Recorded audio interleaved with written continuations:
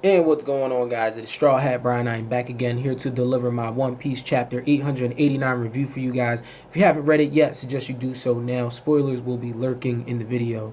Let's get into this chapter. So, cover story. We got Leo from the Totata tribe, and he's a dwarf. Basically, he decides that he wants to become a pirate. So he's a part of the Straw Hat Grand Fleet. Last cover story, we got EDO, and eventually at the end of his cover story, he wanted to become a pirate. So we're going to see more of this. I think Luffy is now inspiring others to want to pursue their dreams, but through the path of being a pirate. And I think that's really awesome because Luffy is inspiring freedom, because he even told them, do what you want to do. He said, I don't really need a grand fleet, but if you guys want to follow me, do what you want to do. I think that's really awesome that they all made that decision, and we're seeing the choices that they're making. I think that's really cool. So let's get into this actual chapter. Daifuku. We start off with Daifuku. So he summons his genie. He uses his devil fruit abilities to try and take on Carrot. He's trying to take on the defense, trying to take the role of the defense, and he's basically failing. He's not keeping up with Carrot. Carrot is too agile, too fast. He's trying to stop her, can't overcome her. He can't even keep up with her. And she's just dismantling all of the ships in his fleet. So I think that's really cool. We see what are the capabilities of a Sulong, that they're really fast. We don't really get to see what their one-on-one fighting capabilities are, but I think that's really cool because the opposition right now is to get rid of the fleet itself as a whole and not really fight a one-on-one fight. So I think that's really cool. I love seeing that. I love that we get the backstory on a Sulong from Jinbei, and basically saying that a Sulong is basically an uncontrollable state, usually for a mink. However, that doesn't mean that someone can't control it, like Carrot, as we see, because she doesn't look to be unconscious, or she doesn't look to be like she's not in control of what her actions are. We saw that, like, once she broke the helm, we like, oh, so that was her plan. So she's in control. Carrot's still in there, as we see from this chapter. And we get the notion that this Sulong is basically a danger to everyone around them, because once they turn into a Sulong, they're basically mindless and they fight anyone, whoever, whether friend or foe, indiscriminately, and they do damage, and they will keep fighting until the full moon is gone and sunrise starts to come up. So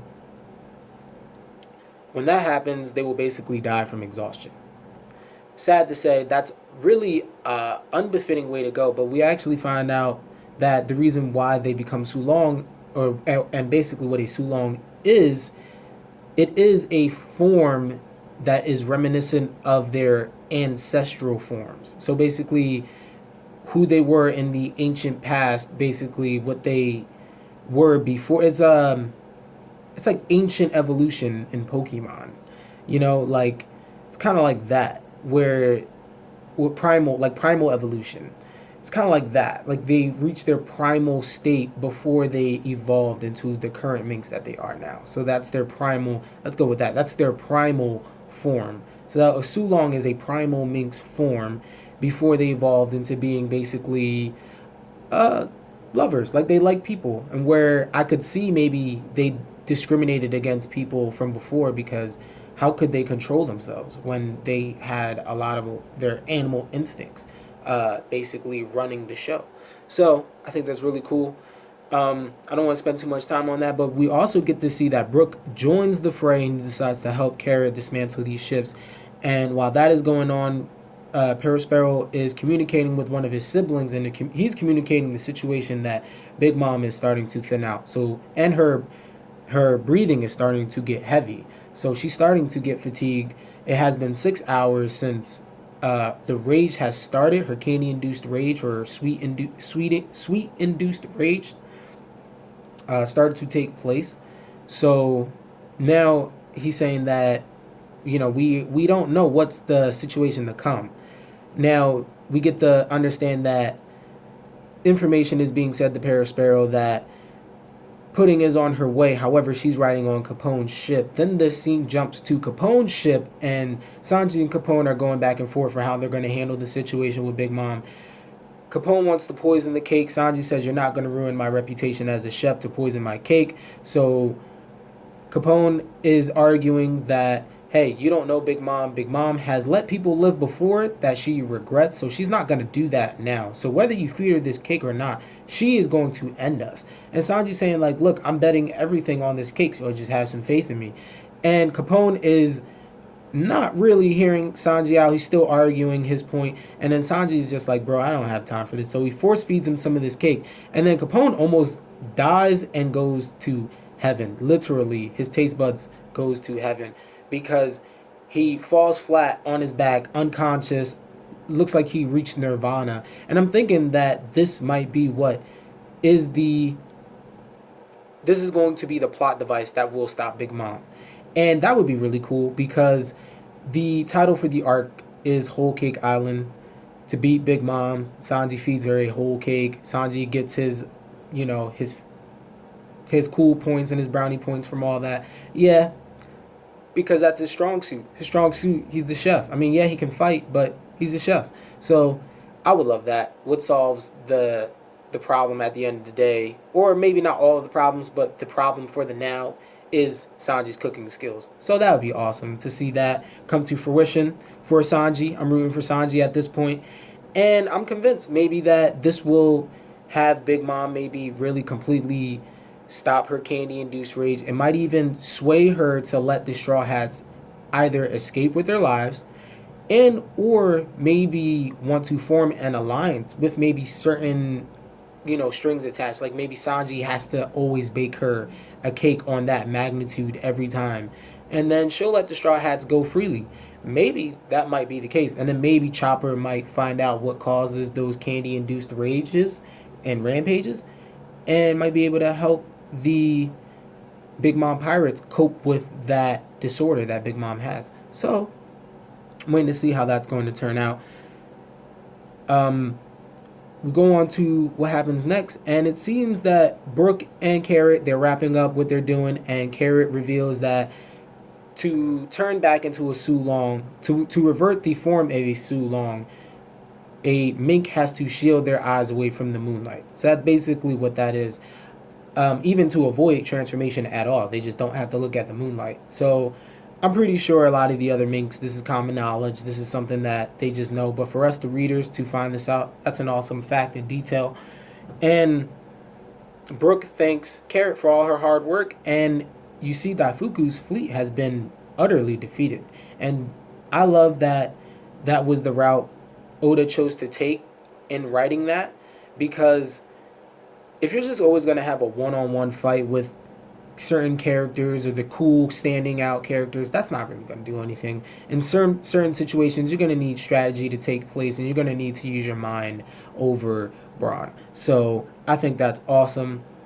And what we get into next, we see that Prometheus and Zeus, they catch up to Big Mom, and then Big Mom is now, you see, even Paris Bear is like, yo, something's wrong with Big Mom. And Big Mom seems like she's at that peak maximum candy-induced rampage because she's thinned out. She calls them both to her side. The bicorn, which is her sword, transforms. He looks different.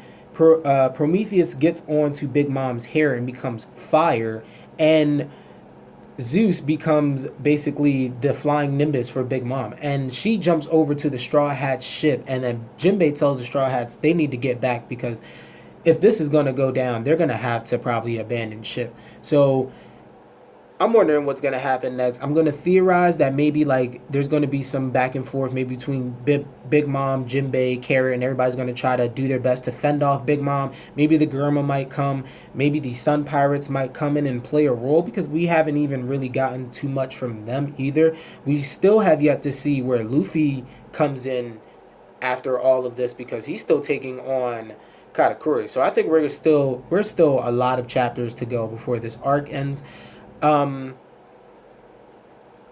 What I liked about this chapter definitely was the explanation on the Sulong. I definitely liked Big Mom's transformation because she looks like a Super Saiyan. She looks deadly, and she might be a glass cannon. So she might have this shield and sword technique where when she's really fat, filled with food, filled with souls, she has this ultimate defense. And then once she thins out, she just becomes just this ultimate offense character, and she is to be feared and she is to be revered.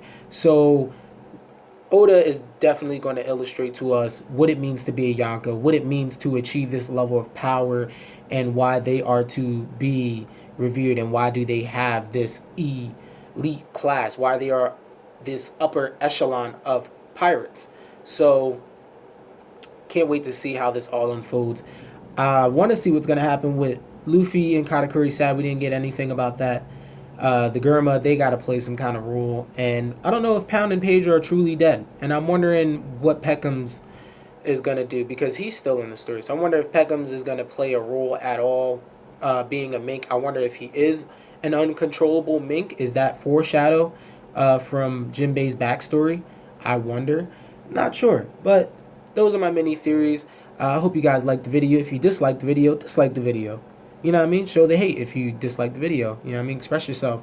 Like, share, subscribe. Please hit that notification bell for more content. And hit me up in comment section down below. And you guys have a wonderful day.